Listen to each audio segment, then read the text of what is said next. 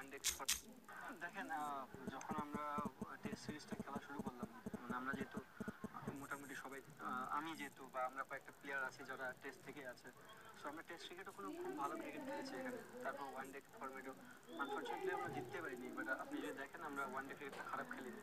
তো ওই ধারাবাহিকতা একটা মাথায় ছিল, সবারই মাথায়, যে আমরা ভালো ক্রিকেট খেলতেছি বাট জয় পাচ্ছি না। আমার মনে হয় ওই বিশ্বাস তো সবার ভিতরেই ছিল।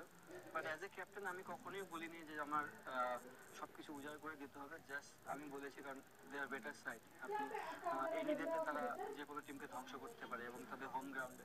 সো আমার একটাই ইনফরমেশন ছিল যে যাব, ক্রিকেটটা এনজয় করব, যে জিনিসটা রেজাল্ট হবে না কেন হাসি মুখে গ্রহণ করব এবং যে যার দায়িত্বটা পালন করার চেষ্টা করব। তো আমার মনে হয় স্লোপ যে প্রথম একদিন দুই দিন খেলাটা দেখে মনে হয়েছে যে আমরা ব্যাটিংয়ে অনেক স্ট্রাগল করতেছি, বাট আনফর্চুনেটলি পিচটা এমন ছিল যে খুব একটা হেল্পফুল ছিল না ব্যাটসম্যানের জন্য।